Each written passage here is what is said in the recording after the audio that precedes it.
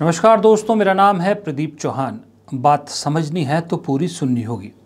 सबसे पहले आप सभी को यानी मेरे पूरे खबरहाट परिवार को हमारी पूरी टीम की तरफ से दीपावली की बहुत बहुत शुभकामनाएं और उम्मीद करते हैं कि ये दीपावली का फेस्टिवल आपके जीवन में ढेरों खुशियां लाए, ज़िंदगी के सारे रंग भर दे। और क्योंकि फेस्टिवल का मौका है, ज़्यादा लंबी बातचीत नहीं करूंगा आपसे। दरअसल आज मैं आपके सामने बात करना चाहता था कि क्या जो पिछले कुछ दिनों में इंसिडेंट्स आपने देखे, जिस तरह से राहुल गांधी को रोकने की कोशिश की गई, जिस तरह से राहुल गांधी के हर कदम को उससे पहले ही एक तरह से ख़त्म करने की कोशिश की गई या उनके हर मूव को पहले से ही टैकल करने की कोशिश की गई, ये क्या दर्शाता है? क्या सत्ता में बैठे लोगों को हवा की महक आ गई है, जहां पर बदलाव की सुगंध दिख रही है? इन सब चीज़ों के लिए बात करने के लिए एक बार फिर से हमारे साथ जुड़ेंगे वरिष्ठ पत्रकार, एनडीटीवी के मैनेजिंग एडिटर रहे अभिज्ञान प्रकाश। तो दोस्तों, अभिज्ञान भाई फिर एक बार आपके सामने स्क्रीन पर हमारे साथ जुड़ गए हैं। अभिज्ञान भाई, एक सीक्वेंस के मैं जरा event of sequence of event आपको बताता हूं। एक जी। शख्स है जिसकी जान जाती है जातिगत उसकी वजह से, और वो मरते वक्त नाम लेता है राहुल गांधी। राहुल गांधी विदेश में होते हैं, राहुल गांधी वापस आते हैं तो जाहिर सी बात है उसके घर जाएंगे वो। उससे पहले लेकिन राहुल गांधी पहुंचते हैं एक ऐसे आईपीएस अफसर के घर जिसने खुद अपनी जान ली, वो भी वही दलित एट्रोसिटी की वजह से। उससे पहले ही केंद्रीय मंत्री उसके घर पहुंचते हैं, रामदास अठावले। राहुल गांधी के जाने के तुरंत बाद चिराग पासवान वहां पहुंचते हैं। लेकिन एक हफ्ते तक किसी ने नहीं पूछा था। जब राहुल गांधी गए तब पूछा जाता है उनको, तब केंद्रीय मंत्री जाते हैं। उसके बाद जब वो वहां जाते हैं, अपने रायबरेली में जाते हैं, वो जो दूसरा लड़का है जिसका मैंने नाम लिया वाल्मीकि, उसके घर के बाहर पहले मंत्री दो पहुंच जाते हैं। इतने दिन से उस आदमी की जान गए हुए इतने दिन हो गए, लेकिन कोई पूछने नहीं जाता। लेकिन जिस दिन राहुल गांधी ने जाना होता उससे पहले मंत्री पहुंच जाते हैं दो, और उनको सब कुछ आश्वासन देते हैं, और साथ में वीडियो बनवाया जाता है कि कहिए कि राहुल गांधी राजनीति करने ना आए यहाँ पर। और पुलिस का जमावड़ा आपने देखा। फिर तीसरा केस है जुबिन गर्ग, असम के। वहां भी श्रद्धांजलि देने जाते हैं राहुल गांधी, लेकिन उससे पहले ही भूपेन हजारिका का राग छेड़ देते हैं वहां के मुख्यमंत्री की। भूपेन हजारिका के टाइम पे राहुल गांधी नहीं आए थे, हालांकि वो बात झूठ निकलती है बाद में। मैंने ये सीक्वेंसेस इसलिए गिनाए आपको, सारी चीजें। इसको आप कैसे पढ़ते हैं? क्योंकि मेरे हिसाब से, अगर मैं अपना बताऊं, कि अगर कोई मजबूत सरकार है, अब कोई बिना डरे वाली सरकार है, जो 56 इंच का सीना जिसको कहा जाता है, क्या उसको ऐसी चीजें करने की जरूरत पड़ती है? लीडर ऑफ अपोजिशन, जिसे आप पप्पू भी कहते थे, जिसे आप युवराज भी कहते थे, जिसे आप बालक बुद्धि भी कहते थे, ये मुझे समझ में नहीं आया कि असल चीज, कैरेक्टर इस सरकार का क्या है? वो वाला जो दिखाया जाता है, या वो वाला जो इस तरह की हरकतें करके जो है एक तरह से लोगों के सामने कुछ और पेश करने की कोशिश की जाती है? असल चेहरा क्या है? नहीं, असल चेहरा तो देखिए, आपने खुद ही अच्छा सवाल पूछते हैं और आप जवाब भी दे देते हैं अपनी ही सवाल में। तो साहब में जब इसमें कोई चर्चा करने का विषय नहीं है, गवर्नमेंट से प्रिएम्प्ट कर रही है राहुल गांधी को, और कुछ नहीं कर रही।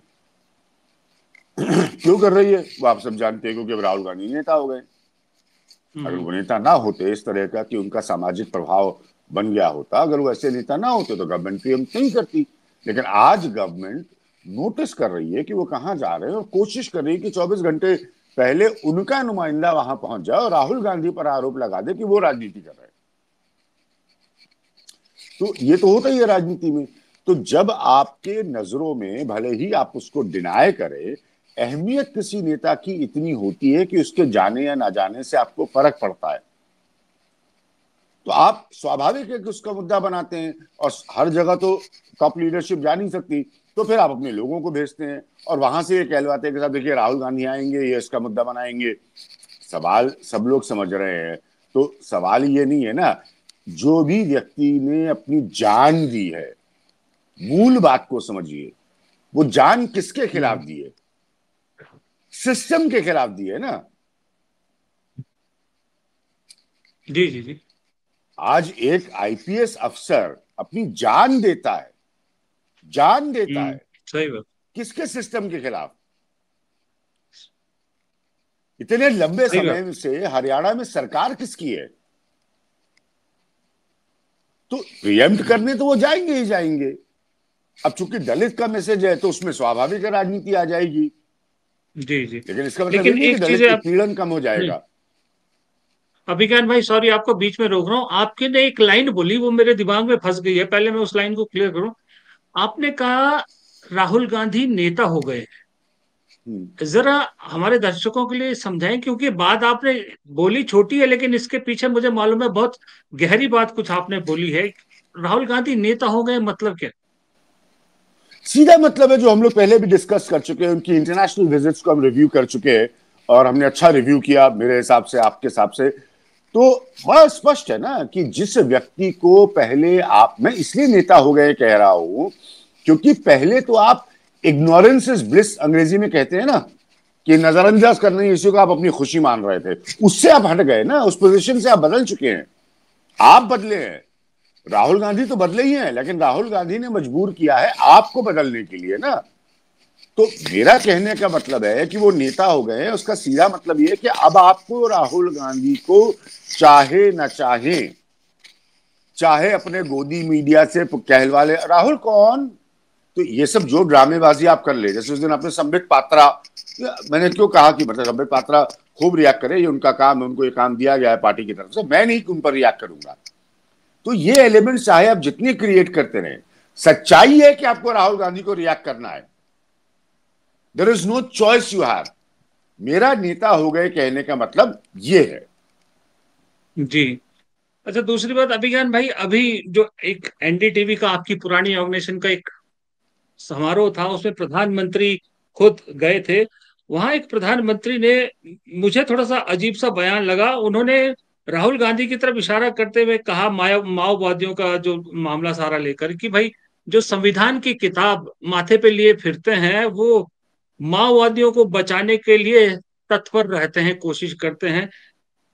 अब एक प्रधानमंत्री अगर लीडर ऑफ अपोजिशन के बारे में ये कहता है, उस लीडर ऑफ अपोजिशन के बारे में जिसके घर में दो, अब पार्टी कहती है, उनकी पार्टी कहती है शहादतें हुई है, बीजेपी सत्ताधारी पार्टी कहती है शहादतें नहीं हुई है, वो नॉर्मल मौतें हुई, जो भी है वो अलग मुद्दा है।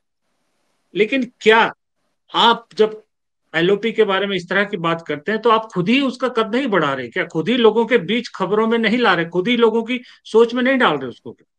हाँ, मैंने कहा ना, आप हमेशा अपने सवालों का जवाब खुद ही दे देते, मैं क्या दूं।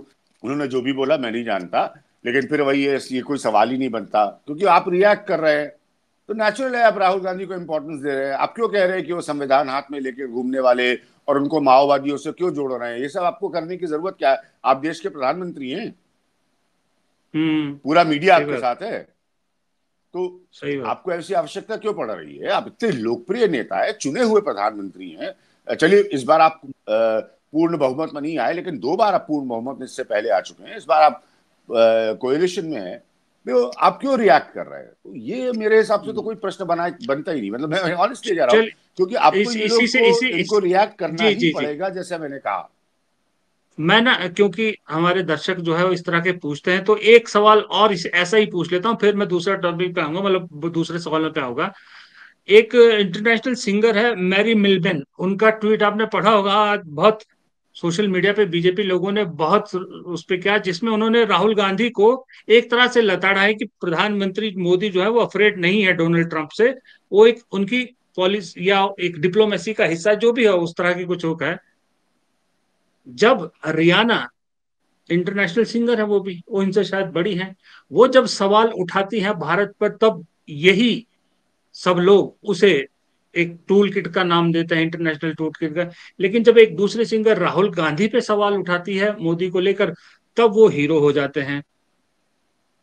अब मुझे समझ में नहीं आ रहा इस पे सवाल क्या पूछूं क्या नहीं पूछूं, क्योंकि मेरे एक दर्शक ने मैसेज में डाले थे 2-3 ने कि इस पे रिएक्शन चाहिए, तो मैंने कहा आपसे पूछ लेता हूँ आपका क्या रिएक्शन है।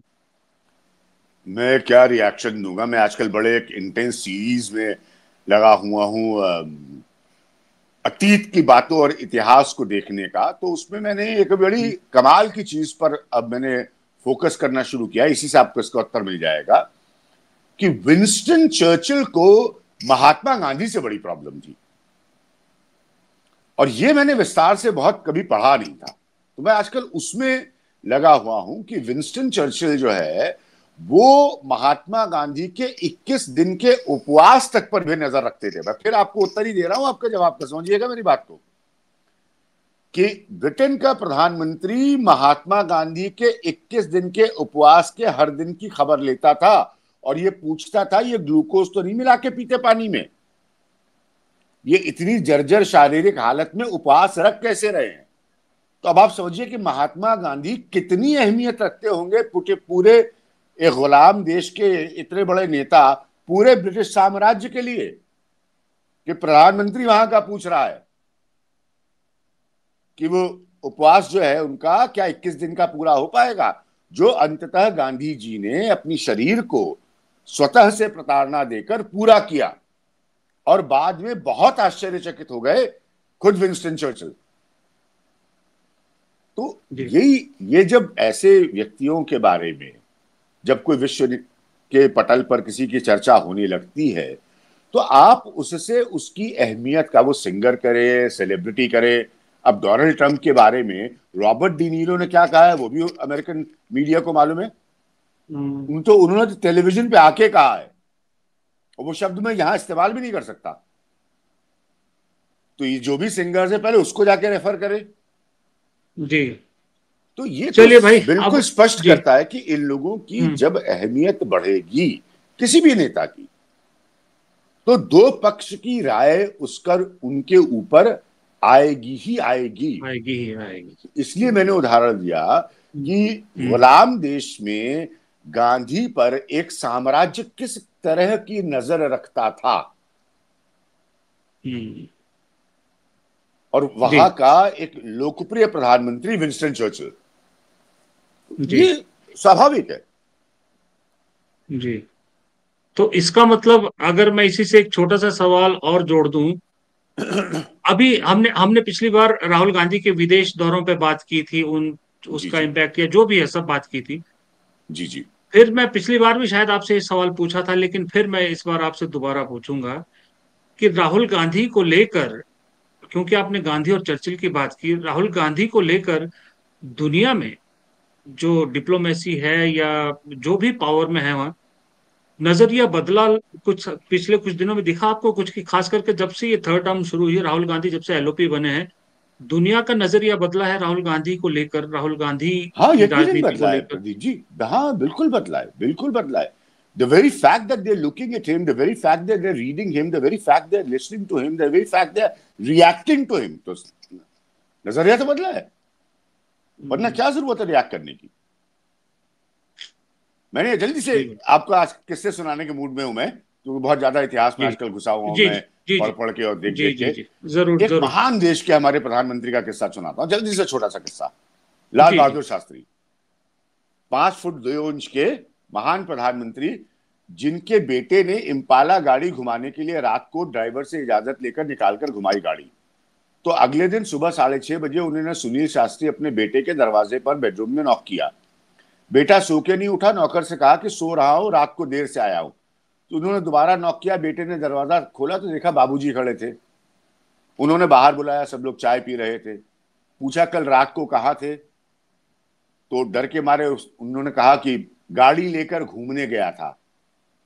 उन्होंने निजी सचिव को बुलाया जो सुबह 7 बजे उनके पास आ जाते थे, लाल बहादुर शास्त्री के पास, और उन्होंने निजी सचिव से कहा कि ड्राइवर को बुलाओ। ड्राइवर ने कहा कि कहाँ गए थे, बोला साहब यहां गए थे। गाड़ी कितने किलोमीटर चली, 14 किलोमीटर चली। 14 किलोमीटर के पेट्रोल का हिसाब कितना होता है? ड्राइवर ने कहा 14 किलोमीटर के पेट्रोल का हिसाब इतना होता है।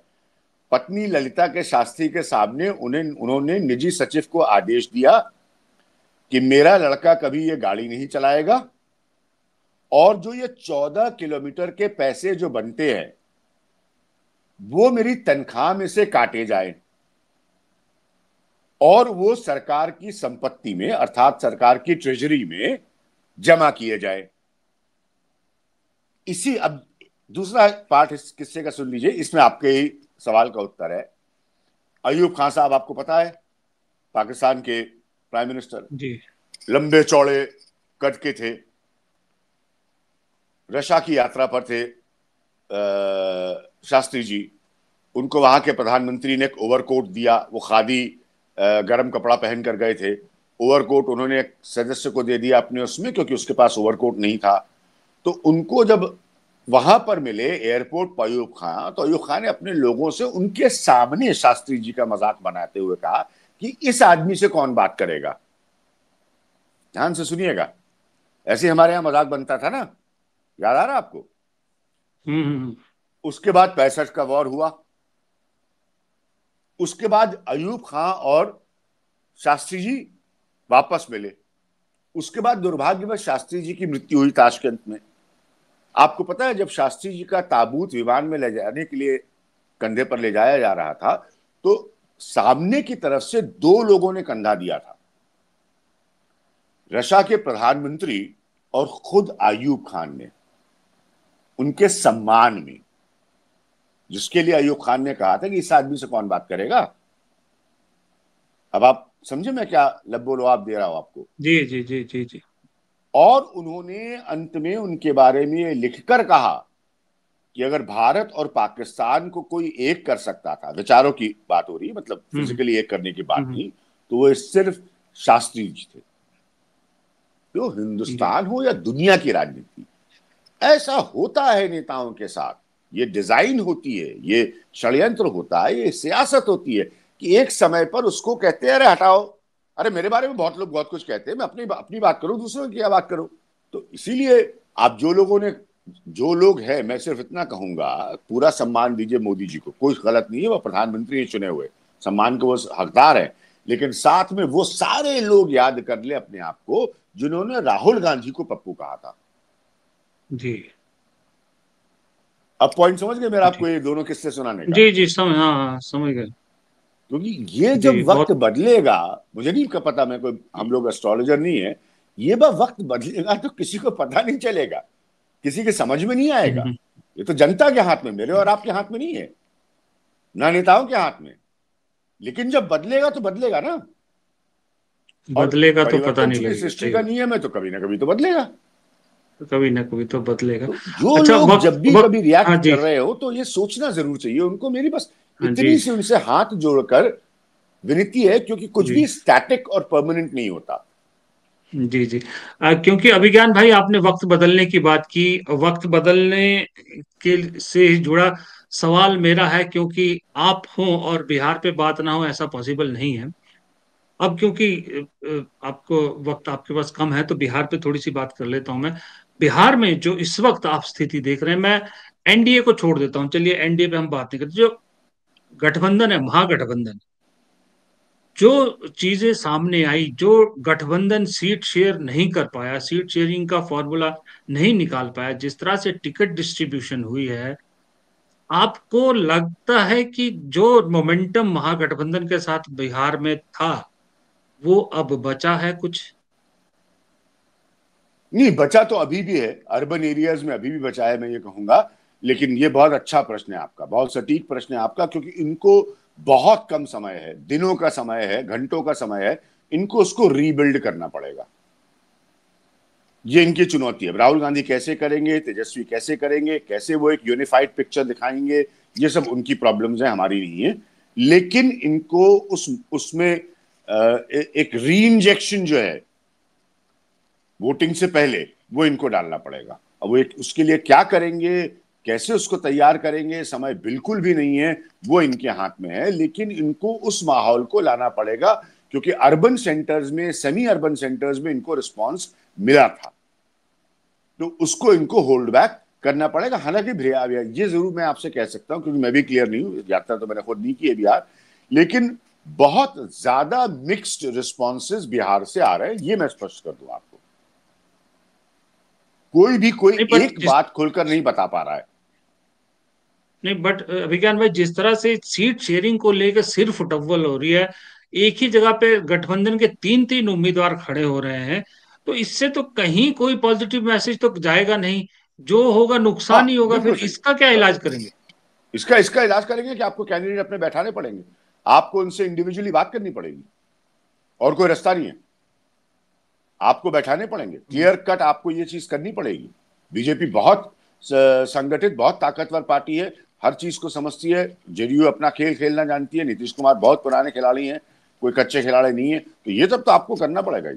ये आपके लिए ना विज्ञान प्रकाश कर सकते हैं, ना कोई और कर सकता है, ना प्रदीप चौहान कर सकते, कोई नहीं। ये आपको करना पड़ेगा, आपको मना के बैठाना पड़ेगा, राजनीति में ऐसा होता है, आपको करना पड़ेगा, अच्छा, एक अगर आप अपना ही वोट नहीं एक कटवाना जी, चाहते तो।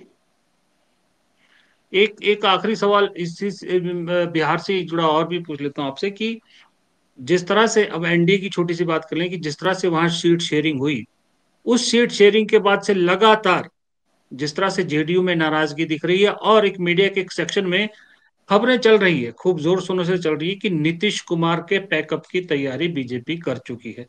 आपको भी ऐसा ही लग रहा है? नहीं, मुझे फिलहाल तो ऐसा कुछ नहीं लग रहा है। नीतीश कुमार क्या करेंगे ये तो मेरे पिताजी अगर होते जीवित तो वो भी ना बता पाते, तो नीतीश हम्म। कुमार को खुद नहीं पता। लेकिन एक चीज मैं बड़े साफ तौर पर जानता हूं कि नीतीश कुमार 100 तरह की गणित अपने दिमाग में चला रहे होंगे इस वक्त, ये इसी के लिए वो जाने जाते हैं। लालू यादव ने तो संसद में उनको कहा था कि लोगों के मुंह में दांत होते हैं, इनके पेट में दांत हैं, जबकि सबसे पुराने साथी थे लालू यादव के। तो इसलिए वो कहना तो बहुत मुश्किल है, लेकिन उनकी भी वही समस्या है। अब देखिए, बड़ी एक सिंपल सी, आपने चूंकि सवाल पूछा है बिहार पर, जल्दी से बता दो। अब विधानसभा में चिराग पासवान ने कुछ नहीं जीता था, और चचा चिराग पासवान के खिलाफ है, लेकिन चिराग पासवान ने चमत्कार किया लोकसभा में, जिसका फैक्टर मोदी हो सकते हैं। अब वो लोकसभा के इक्वेशन से सीट मांग रहे थे विधानसभा में, विधानसभा तो विधानसभा नहीं मांग रहे थे वो। तो अब ये हम्म। सवाल तो उठेगा कि क्या वो विधानसभा में वही परफॉर्मेंस रिपीट कर सकते हैं जो लोकसभा में उन्होंने की है। तो ये कॉम्प्लिकेटेड इलेक्शन तो ही है। तो सीट मैनेजमेंट, जैसा कि आपने सही पूछा, वो बहुत बड़ा प्रश्न होगा दोनों गठबंधनों के लिए, एक के लिए नहीं, हम्म। दूसरे के लिए भी कोई कम दिक्कत नहीं होगी, क्योंकि किसी भी चुनाव में पिछले 25 सालों का अगर आकलन उठाकर देख लीजिए तो ये तो स्पष्ट है, डाटा बताता है और सिफोलॉजी बताती है कि लोकसभा का पैटर्न असेंबली से अलग होता है। कोई जरूरी नहीं है कि पैटर्न एक हो, ये तो बहुत स्पष्ट है ना भारतीय राजनीति में। हम्म। हम्म। तो इसलिए उस जी। कैलकुलेशन को तो आपको देखना ही पड़ेगा, जी। वरना अगर आप सीधे लोकसभा का कैलकुलेशन निकालते तो चिराग पासवान को जितनी सीटें अभी मिली हैं उससे तो ज्यादा मिलनी चाहिए थी ना। बट असेंबली का कैलकुलेशन निकालिए तो उससे आधी मिलनी चाहिए थी। उससे आधी मिलनी चाहिए थी। सही बात है। चलिए, अभिज्ञान भाई, आपको दिवाली की बहुत बहुत शुभकामनाएं, और हमारे सारे दर्शकों को की तरफ से भी आपकी दिवाली की बहुत बहुत शुभकामनाएं। उम्मीद करते हैं कि ये दिवाली आपके और आपके परिवार के लिए ढेर सारी खुशियां लेके आए। आपने इस प्री दिवाली नाइट पे हमारे लिए एक समय निकाला, इसके लिए आपका बहुत बहुत तहे दिल से बहुत बहुत शुक्रिया। आप सब लोगों को दिल से, आपको, आपके परिवार को, आपके देखने वालों को, आप इसी तरह से सही सवाल उठाते रहिए। ढेर सारी मेरी शुभकामनाएं, और मेरा योगदान प्रयास करूंगा ऐसे ही बना रहे। धन्यवाद। Thank you so ji much हाँ। Naveen ji. Thank you. Thank you. Thank you.